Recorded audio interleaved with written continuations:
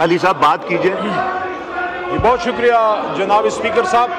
اس پہ چونکہ میں پارلیمنٹری افیئرز کمیٹی کا ممبر ہوں اور سابقہ اس وزارت کا جس کو محترم لا منسٹر صاحب چلا رہے ہیں اس کا ایک ادنا سا وزیر بھی رہا ہوں, وہاں ان کے ساتھ کوئی 1.5-2 گھنٹے بحث مباحثہ میں نے کیا.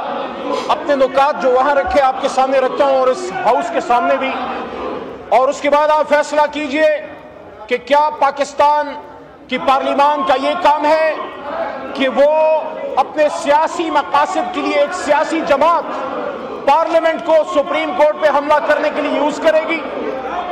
پہلے میں اپنے قانونی نکات سامنے رکھتا ہوں, پھر اس پہ پولیٹیکل 1 منٹ کے اندر بات کروں گا. پہلی بات جناب اسپیکر صاحب یہ ہے کہ آپ قانون سازی پروسپیکٹو کرتے ہیں.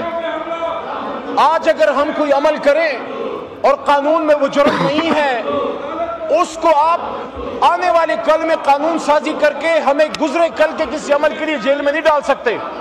آج اگر مجھے کوئی رائٹ مل رہا ہے, مجھے کوئی جائیداد میں حصہ مل رہا ہے, قانون کے مطابق آج میرا رائٹ ہے, تو کل قانون سازی کر کے آپ مجھے اس سے محروم نہیں کر سکتے.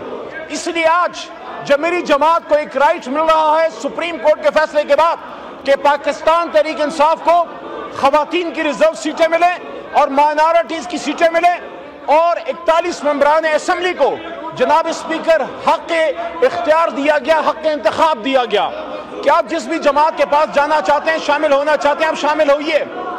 یہ رائٹ ہمیں سپریم کورٹ کے فیصلے کے بعد مل گیا. آپ کیسے سپریم کورٹ کے فیصلے کے بعد آپ قانون سازی کر کے ہمیں سپریم کورٹ کے اس حق سے جو ہمیں فیصلے کے بعد ملا, میجورٹی ڈیسیجن کے بعد, آپ ہمیں محروم کر سکتے ہیں. دوسرا اس میں جناب اسپیکر صاحب نقطہ یہ ہے کہ الیکشن کمیشن کی طرف سے یہ بات رکھی گئی کہ 39 ممبران اسمبلی کو ہمارے اس ایوان کے پاکستان تحریک انصاف کے ممبر گردانا گیا. سپریم کورٹ میں جب یہ فیصلہ آ رہا تھا محترم اسپیکر صاحب, تو اس میں محترم جج صاحبان نے یہ کہا کہ پاکستان تحریک انصاف سیاسی جماعت تھی اور سیاسی جماعت ہے.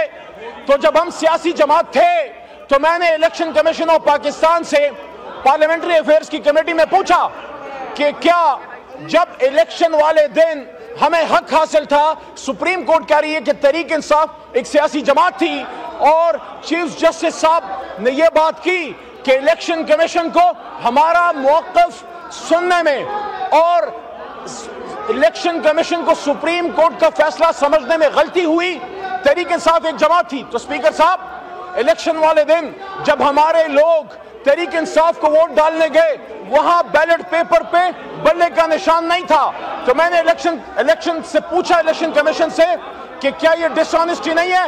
اور دوسری بات یہ ہے کہ جب آپ کہتے ہیں کہ بیرسٹر گور صاحب یا عمر ایوب صاحب یہ پاکستان تحریک انصاف کے آئین کے مطابق الیکشن نہ ہونے کی وجہ سے اہل نہیں ہے کہ ان 41 ممبران کو پارٹی میں ایکسپٹ کرے, تو ان 39 کو آپ نے کیسے ایکسپٹ کیا؟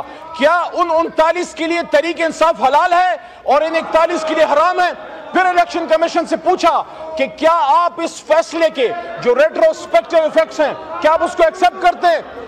مزے کی بات سنیے, الیکشن کمیشن نے حکومت کے ریٹروسپیکٹیو ایفیکٹ کے حق میں بات نہیں کی.